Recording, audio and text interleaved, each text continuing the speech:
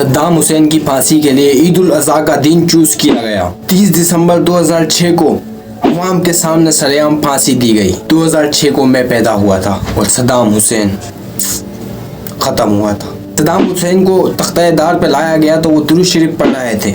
उन्होंने एक बार कलमा शहादत भी पढ़ा, अशहदु अल्ला इलाहा इल्लल्लाहु व अशहदु अन्ना मुहम्मदन। अभी वो रसूलुल्लाह ही ना कह पाया था कि उसके पाँव के नीचे से तख्ता खींच दिया गया।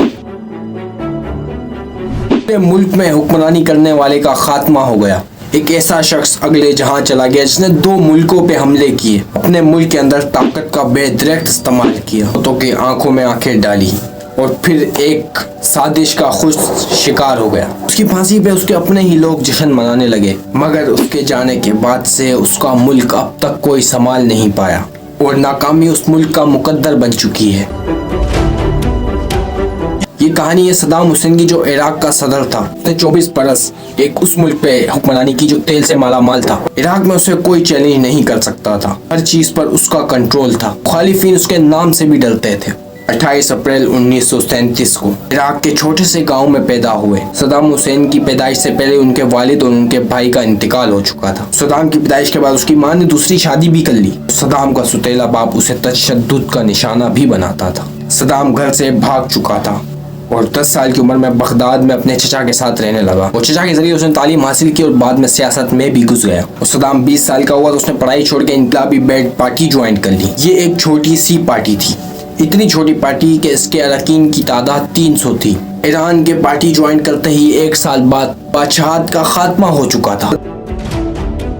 सद्दाम हुसैन ने मंसूबा बनाया कि सदर को कत्ल कर दिया जाए। उसने अपने साथियों के साथ मिलकर सदर पे कातिलाना हमला किया, लेकिन फिर वो बच गया। सद्दाम हुसैन पकड़े जाने के खौफ से मुल्क से फरार हो गया और सद्दाम हुसैन की पार्टी की हुकूमत आई तो वो वापसी आ चुके थे और पार्टी बने 13 ही दिन हुए थे कि सद्दाम हुसैन ने वो कदम उठाया कि वो आज भी मौजूए बहस रहता है। और कहा जाता है कि अब्दुल रज़ाक उस वक्त के वजीर आजम थे और खतरा था कि वो बगावत में किरदार अदा कर सकते और सद्दाम हुसैन ने उन्हें किसी मुल्क में कत्ल करवा दिया। और अब सद्दाम हुसैन इराक के दूसरे ताकतवर तरीन इंसान बन चुके थे। सदर एक बूढ़ा बंदा था, लेकिन मगर सारी प्लानिंग सद्दाम हुसैन एक पर्दे के पीछे चलाते थे। वहाँ की फौज में जनरल का ओहदा भी पा चुके थे, ताकतवर अपनी ग्रिप मजबूत कर चुके थे। आखिरकार 16 जुलाई 1979 उन्होंने सदर को इस्तीफा देने में मजबूर कर दिया और खुद मुल्क के सदर बन गए। और वो इराक के सदर थे और सुप्रीम कोर्ट के कमांडर भी। और सदर बनते ही सद्दाम हुसैन ने अपनी पार्टी से गद्दारों को खत्म करने का फैसला किया। 16 जुलाई को वो सदर बने और ठीक 6 दिन बाद और उन्होंने 6 दिन बाद इजलास बुलाया। इजलास में उन्होंने डबल गेम करने वाले 68 रहनुमाओं के नाम पढ़े। इन तमाम 68 लोगों को बेवफा और गद्दार कहा गया और फिर कमरे से निकाल दिया गया और फिर इन्हें हिरासत में ले लिया गया और इन्हें सजाए मौत सुनाई गई। अगर सजाए मौत होती उससे पहले ही इनको किसी ने कत्ल करवा दिया। इधर सद्दाम हुसैन नजरों में आए और उधर इराक में इमाम खुमैनी अपनी हुकूमत कायम कर चुके थे और दोनों की पुरानी मुखालिफत थी। 1980 में सद्दाम हुसैन ने ईरान पे हमला कर दिया और जंग 8 साल तक जारी रही और दोनों मुल्कों को अपना मकसद हासिल नहीं हो पाया और दोनों अपनी जानिब से 10 लाख अफराद खो चुके थे। और ईरान से जंग खत्म होते ही उसने कुवैत से हमला शुरू कर दिया। पहले उसने कुवैत को कहा कि आप मेरा कर्जा माफ कर दें और कुवैत ने इनकार किया तो सद्दाम हुसैन ने तेल की कीमत बढ़ाने का मुतालबा कर दिया। कुवैत ने कीमतें बढ़ाने से भी इनकार किया। आखिरकार 1990 में और सद्दाम हुसैन ने कुवैत पे हमला करके छोटे से मुल्क पर कब्जा कर लिया और काफी मुल्क सद्दाम हुसैन की ये तमाम कोशिशों को समझ रहे थे। और फिर एक तरफ से अमेरिका ने इराक में घुसने का फैसला किया और सद्दाम हुसैन की फौज को तहस नहस कर दिया और इसके बाद सद्दाम हुसैन ने किसी भी मुल्क पे हमला करने का नहीं सोचा।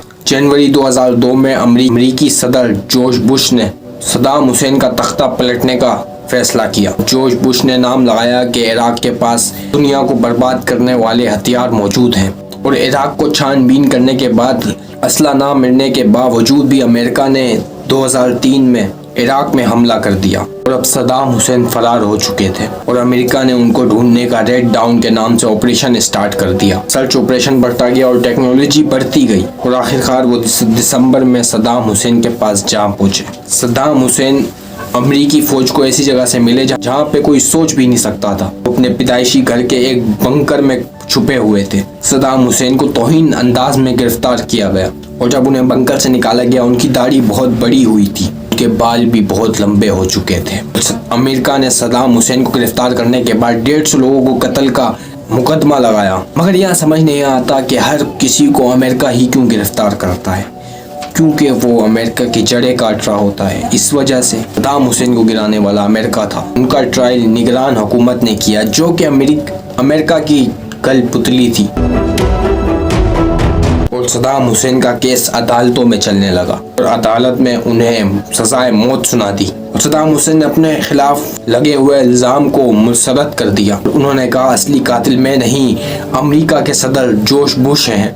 जब पहली पेशी में ही सदाम हुसैन को अदालत ने कहा कि अपनी शनाख्त करवाएं और सदाम हुसैन ने कहा कि तुम एक इराकी हो और तुम्हें पता है कि अच्छी तरह मैं कौन हूँ। और सदाम हुसैन इस बात पे अभी तक डटे हुए थे कि वो इराक के अभी भी सदर हैं। और एक बंदे ने उन्हें साबिक इराकी सदर कहा तो उन्होंने उसको याद दिलाया कि वो लिहाजा अब हमें साबिक सदर ना बुलाएं। और ये तो अभी मैंने बहुत इजाज़त दीजिए आज मुझे इन बातों से